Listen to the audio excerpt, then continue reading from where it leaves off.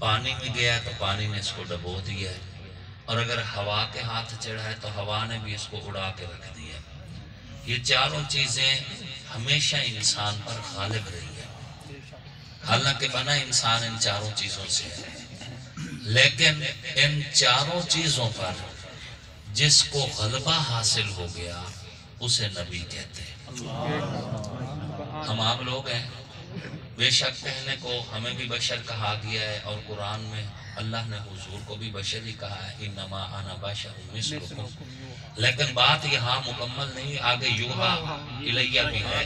وہ جو یوحا الیہ ہے نا، یہ بتا رہا ہے کہ کہنے کو تو اینٹ ہوتی ہے جو تیرے گھر پہ بھی لگی اور کعبہ میں بھی لگی، لیکن تیرے گھر کی اینٹ اور کعبہ کی دیوار میں لگی اینٹ میں زمین آسمان کا فرق ہے۔ کہنے کو تو پتھر ہی ہوتا ہے جو سڑک پہ پڑا ہوتا ہے یا تیری انگوٹھی میں جڑا ہوتا ہے، لیکن عزت اور شرف اور مقام میں فرق ہوا کرتا ہے۔ بلکہ یوں کہوں کہنے کو تو پتھر ہی ہے، یا ایک سڑک میں لگا ہوا پتھر ہے، یا پھر کعبہ میں لگا ہوا حجر اسود کہنے کو وہ بھی پتھر ہے، لیکن حجر اسود کا اپنا مقام ہے، اس پتھر کی کیا اوقات ہے۔ ہم بھی بشر ہیں، اللہ نے انبیاء کو بھی بشر بنایا ہے، لیکن انبیاء کی بشریت اور ہماری بشریت ایک جیسی نہیں ہے، یہ بات ذہن میں رکھنا۔ ہاں جی، آپ انبیاء کی بشریت ان کا ایک اپنا مقام ہے، جیسے کعبے میں لگے حجر اسود کا اپنا مقام ہے۔ ہم اپنے آپ کو کبھی بھی کسی بھی نبی کے ساتھ مثال نہیں پیش کر سکتے۔ نبی کا ایک اپنا درجہ، اپنا رتبہ، اپنا مقام اور اپنی شان ہوا کرتی ہے۔ انبیاء کے ساتھ تو کوئی مطابقت ہی نہیں ہے، کوئی مطابقت ہی نہیں۔ لیکن میں عرض یہ کر رہا تھا کہ چار چیزوں کا ہم مرکب ہیں، آگ، پانی، ہوا اور مٹی۔ چاروں چیزیں ہم پر غالب ہیں، پانی میں جائیں گے ہم ڈوب جائیں گے، آگ میں جائیں گے ہم جل جائیں گے، ہوا اگر ہماری اوقات سے زیادہ تیز چلی اڑا کے رکھ دے گی۔ قرآن میں پتہ ہے کئی قومیں ہیں جن پر ہوا کا عذاب مسلط ہوا اور اللہ نے ان کی انتڑیاں منہ کے رستے سے باہر نکال دی، قرآن کے اندر موجود ہے۔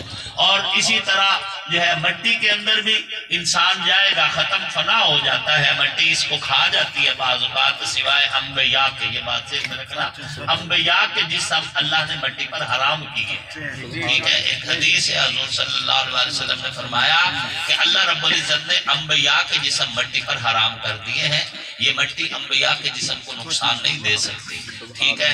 اہل اللہ اولیاء کے جسموں کے لیے بھی اللہ رب العزت نے خصوصی پیکج رکھا ہے، شہید کے لیے بھی خصوصی پیکج رکھا ہے۔ بلکہ شہید کو تو رزق دینے کا اللہ نے اعلان بھی کیا ہے کہ باوجود اس کے سال تن سے جدا ہے، جسم چھلنی ہے، قبر میں دفن ہو چکا ہے، لیکن اللہ پاک فرماتے ہیں بل احیاء عند ربهم یرزقون، زندہ بھی ہے اور اللہ اسے رزق پانی بھی دے رہا ہے۔ اب اس کی حیثیت سے دیکھیں، ماں کے پیٹ میں ہمارا رزق اور ہے، دنیا میں ہمارا رزق اور ہے، جب قبر میں جائیں گے وہاں ہمارا رزق اور ہے۔ قبر میں جو رزق ہے وہ روٹی پانی یہ چیزیں تھوڑی ہوں گی، وہ اللہ مائی علی کو نشان ہی دیں گے۔ تو عرض یہ ہے کہ جس کو ان چاروں چیزوں پر غلبہ ہو اسے نبی کہتے ہیں۔ حضرت ابراہیم علیہ السلام کو مشرکین نے پکڑا اور آگ کے اندر پھینکا۔ آگ کے اندر حضرت ابراہیم علیہ السلام جب گئے تو اللہ نے فرمایا یا نارو، اے آگ، کونی بن جا بردن و سلاما، ٹھنڈی بھی اور سلامتی والی بھی۔ اب آگ ٹھنڈی ہو گئی، اللہ کا خلیل آگ میں گیا، آگ کا کام جلانا ہے لیکن آگ نے جلایا نہیں۔ ہاں یہاں ایک اور بات کہنا چاہتا ہوں، آگ کو ٹھنڈا کرنے کے لیے ابراہیم علیہ السلام کو آگ کے اندر جانا پڑا۔ آگ کے اندر گئے تو آگ ٹھنڈی ہوئی۔ جو آگ میں جائے اور آگ کو ٹھنڈا کرے اسے خلیل کہتے ہیں۔ اسے کیا کہتے ہیں؟ سیرت کی کتابوں میں ہے کہ ربیع الاول کا مہینہ ہے، سوموار کا دن ہے، بنو ہاشم کا قبیلہ ہے، عبد المطلب کا خاندان ہے، جناب عبداللہ کا گھر ہے، سیدہ آمنہ کی گود ہے، صبح صادق کا وقت ہے، حضور کی صورت میں ایک ماہ جبی بچہ جنم لیتا ہے، ایک مقدس ہستی کی آمد ہوتی ہے، ایک پاکیزہ ہستی دھرتی پہ قدم رکھتی ہے، پاک پیغمبر کائنات میں تشریف لاتے ہیں، حضور پیدا مکہ میں ہوتے ہیں، آگ آتش کدہ ایران میں بجھتی ہے، نار نمرود بجھی تو ابراہیم علیہ السلام اس میں گئے تب بجھی، لیکن حضور آئے آقا کی ولادت کے ساتھ ہی سینکڑوں میل دور فارس کی آگ جو کئی ہزار سال سے جل رہی تھی خود بخود بجھ گئی،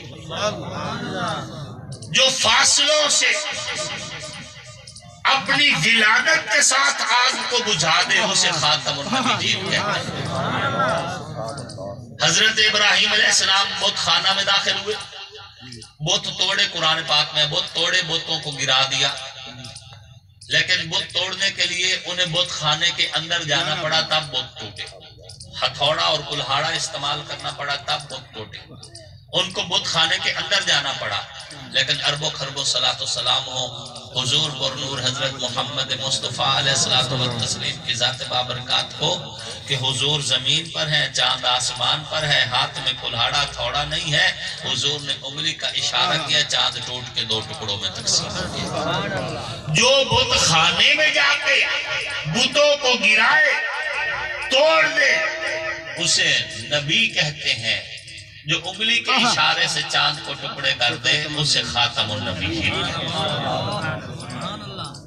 سامعین محترم، نبیوں کو اللہ نے غلبہ دیا، پانی کے اوپر حضرت موسیٰ علیہ السلام کو غلبہ ہوا، عصا مارا اور پانی برف کے بلاکوں کی صورت میں اکٹھا ہو گیا اور حضرت موسیٰ اس میں سے گزر کے چلے گئے۔ آگ پر ابراہیم علیہ السلام کو غلبہ ہوا، مٹی پر بھی حضرت نوح علیہ السلام پر اتنے پتھر برسائے جاتے کہ ان کی قبر بن جاتی، اور پھر حضرت نوح علیہ السلام پھر انہی پتھروں میں سے کھڑے ہو کر پھر قولوا لا الہ الا اللہ کا پیغام دیتے۔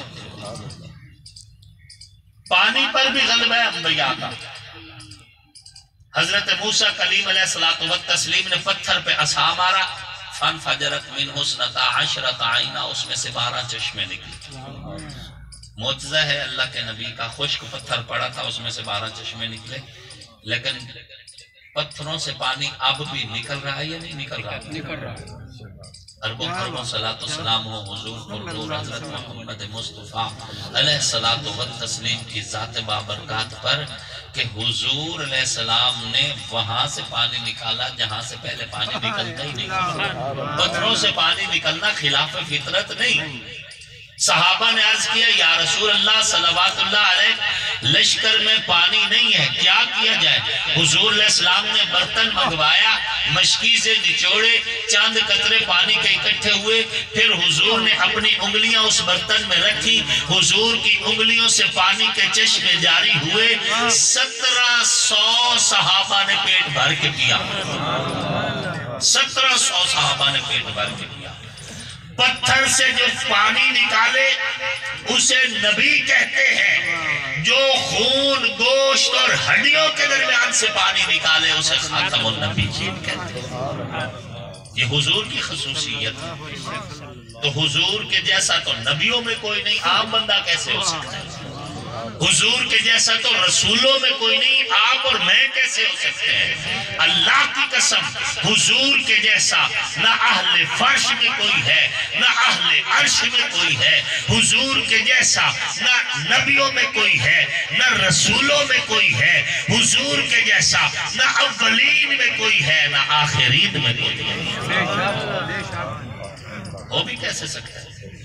میں بولوں تو بدبو آئے، حضور بولے خوشبو آئے، میں بات کروں منہ سے تھوک نکلے، حضور بات فرمائے منہ سے نور کی کرنیں نکلیں، میں سو جاؤں میرا دل بھی غافل آنکھ بھی غافل، حضور آرام فرمائے آنکھ بند ہو لیکن دل جاگتا رہ جائے، میں انگلی کا اشارہ کروں کوا اٹھے شاید نہ اٹھے، حضور انگلی کا اشارہ کریں چاند سینہ کھول کے دو ٹکڑوں میں تقسیم ہو جائے، میں گلی سے گزر جاؤں کسی کو پتہ چلے یا شاید نہ چلے، حضور گزر کے تشریف لے کے چلے جائیں، گلی کی خوشبو بتائے کہ محمد رسول اللہ کا گزر ہوا، مجھے پسینہ آئے لوگ نفرت کریں، حضور کو پسینہ آئے دنیا شیشیوں میں بند کر کے بیٹیوں کو جہیز میں دے، کون ہے حضور کے جیسا؟ بے مثل بے مثال با کمال لا زوال ہستی محمد رسول اللہ صلی اللہ علیہ وآلہ وسلم۔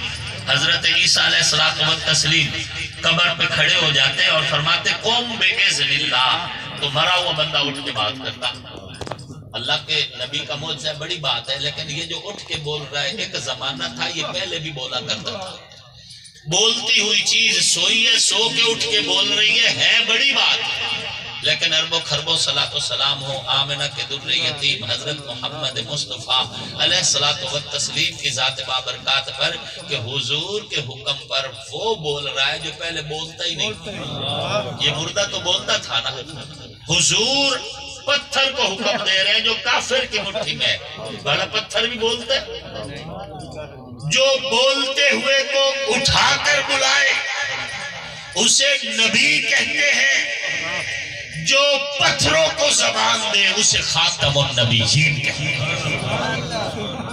بخاری شریف کی روایت ہے کھجور کا وہ خشک تنا جس سے حضور ٹیک لگا کر خطبہ ارشاد فرمایا کرتے تھے، جب حضور کے لیے علیحدہ منبر بنوایا گیا تو وہ کھجور کا تنا حن حنینن زور زور سے رویا جیسے بچہ روتا ہے بھوک پیاس کی وجہ سے، حضور علیہ السلام اٹھے اور اس کو اپنے سینے سے لگا دیا تو وہ یوں آہستہ آہستہ آہستہ چپ ہوا، جیسے ماں بچے کو سینے سے لگائے تو بچہ اچانک چپ نہیں کرتا، ہولے ہولے چپ کرتا ہے، یوں چپ ہوا، یوں چپ ہوا۔ کھجور کا خشک تنا بھی کبھی بولا جو مردے کو اٹھا کر بات کرے اسے حضرت عیسیٰ کہتے ہیں، جو کھجور کے خشک تنے میں محبت کا جذبہ پیدا کرے اسے محمد الرسول اللہ کہتے ہیں۔ ایک دیہاتی بندہ ہے، اس نے کہا حضور علیہ السلام سے آپ اللہ کے نبی ہیں؟ حضور نے فرمایا بالکل، اللہ نے مجھے اپنا نبی اور آخر رسول بنا کے بھیجا۔ اس نے کہا میں تو تب کلمہ پڑھوں گا جب یہ گو پڑھے گو۔ اس نے اٹھائی زمین پہ پھینک دی، مری ہوئی تھی، اور صرف مری ہوئی بھی نہیں تھی، مشوین کا لفظ ہے بھنی ہوئی بھی تھی، کوئلہ کوئلہ ہوئی تھی۔ حضور علیہ السلام کے جب سامنے وہ پھینکی گئی، حضور نے آنکھ بھری اس کی طرف دیکھا، فرمایا یا زب ہے گو۔ مری ہوئی گو نے سر اٹھایا، سینہ تانا، آنکھ کھولی، کہنے لگی لبیکا وسعدیکا یا زین موافا یوم القیامہ، حاضر ہوں یا رسول اللہ، میں حاضر ہوں، میری خوش قسمتی آپ نے مجھے بلایا، میں حاضر ہوں، اے قیامت والے دن کو خوبصورت بنانے والی ذات میں حاضر ہوں۔ حضور علیہ السلام نے پوچھا لمن تعبد، تو کس کی عبادت کرتی ہے؟ اس نے کہا الذی فی السماء عرشہ وفی البحر سبیلہ وفی الارض سلطانہ، آسمانوں میں جس کا عرش ہے، سمندروں میں جس کے راستے ہیں، زمینوں میں جس کی بادشاہت ہے، میں اس کی عبادت کرتی ہوں۔ حضور علیہ السلام نے پوچھا اعرفتنی، کیا تو مجھے پہچانتی ہے؟ اس نے کہا انت محمد الرسول اللہ وخاتم النبیین، آپ محمد ہیں، آپ اللہ کے رسول ہیں، آپ خاتم النبیین ہیں۔ جس کے حکم پر مری ہوئی گو بولے، انسان تو بولا کرتا ہے، بھلا جانور بھی بولتے، جو جانوروں کو زبان دے اسے آقا کہتے ہیں، نبیوں کا امام کہتے ہیں، رسولوں کا سالار کہتے ہیں۔ اگلی بات کہوں، حضرت اسماعیل کو چشمہ ملا زمزم، کیا ملا؟ زمزم۔ زمزم کا معنی ہے گھٹنے والا، زمزم کا معنی ہے گھٹنے والا۔ آپ کے دل میں سوال پیدا ہوگا کہ پھر ابھی تک زمزم موجود کیوں ہے؟ وجہ یہ ہے کہ ایک تو مفسرین نے لکھا ہے کہ زمزم صرف اس دنیا کے وجود تک ہے، ٹھیک ہے، دوسرا کہ اب جو زمزم میں اتنی برکت ہے یہ حضور کے بچے ہوئے پانی کی برکت ہے۔ حضور علیہ السلام نے پانی کیا اور بچا ہوا پانی حضور صلی اللہ علیہ وسلم نے جب واپس کیا تو صحابہ نے کوشش کی کہ ہمیں مل جائے ہمیں مل جائے۔ حضور نے فرمایا تمہارے لیے نہیں ہے۔ یا رسول اللہ کس کے لیے؟ فرمایا بعد میں آنے والی امت جب زمزم پیے گی میرا بچا ہوا زمزم میں شامل کر دو، بعد میں آنے والا کوئی بندہ جو زمزم پیے گا وہ میرا بچا ہوا پیے گا۔ اسماعیل علیہ السلام کو جو چشمہ ملا وہ گھٹنے والا زمزم، رک جا گھٹنے والا۔ حضور کو جو چشمہ ملا وہ کوثر بڑھنے والا۔ کوثر کا معنی بڑھتا رہے گا بڑھتا رہے گا بڑھتا رہے گا۔ جسے زمزم ملے اسے اسماعیل نبی کہتے ہیں، جسے کوثر ملے اسے خاتم النبیین کہتے ہیں۔ حضور کی بات ہی اپنی ہے، حضور کی مثال کسی کے ساتھ دی نہیں جا سکتی۔ اللہ رب العزت کے بعد اس کائنات میں سب سے اونچی ذات محمد الرسول اللہ علیہ الصلوۃ والتسلیم کی ہے۔ ذات میں بھی حضور بے مثل ہے، سیرت میں بھی حضور بے مثل ہے، صورت میں بھی حضور بے مثل ہے، حسن میں بھی حضور بے مثل ہے، جمال میں بھی حضور بے مثل ہے، کمال میں بھی حضور بے مثل ہے، ذات میں بھی حضور بے مثل ہے، معجزات میں بھی حضور بے مثل ہے۔ میرے پاک پیغمبر کا شاعر، میرے پاک پیغمبر کا نعت خواں، میرے پاک پیغمبر کا مدح خواں جناب حسان بن ثابت میرے پاک پیغمبر کی موجودگی میں حضور کی تعریف کرتے ہوئے کہتے ہیں وَأَحْسَنُ مِنْكَ لَمْ تَرَ قَطُّ عَيْنِي وَأَجْمَلُ مِنْكَ لَمْ تَلِدِ النِّسَاءُ خُلِقْتَ مُبَرَّأً مِنْ كُلِّ عَيْبٍ كَأَنَّكَ قَدْ خُلِقْتَ كَمَا تَشَاءُ۔ یا رسول اللہ آپ سے زیادہ حسین میری آنکھ نے دیکھا نہیں، آپ سے زیادہ خوبصورت کسی ماں نے جنا نہیں۔ اللہ نے آپ کو ہر عیب سے یوں پاک پیدا کیا جیسا کہ اللہ آپ سے مشورہ کرتے گئے، آپ کو تخلیق کرتے گئے۔ رخ مصطفیٰ ہے وہ آئینہ کہ اب ایسا دوسرا آئینہ نہ کسی کی بزم خیال میں، نہ دکان آئینہ ساز میں، حسینہ جمیلہ کا منہ موڑ دیتا محمد بڑا رب قلم توڑ دیتا۔ مکھ چند بدر شاہ ثانی ہے، متھے چمکے لاٹ نورانی ہے، کالی زلف تے اکھ مستانی ہے، مخمور نگاہواں مدبھریاں۔ سبحان اللہ ما احسنکا ما اجملکا ما اکملکا، کتھے مہر علی کتھے تیری ثنا، مشتاق اکھیاں کتھے جا لڑیاں۔ وما علینا الا البلاغ۔ اول آخر درود شریف سورۃ فاتحہ قل هو اللہ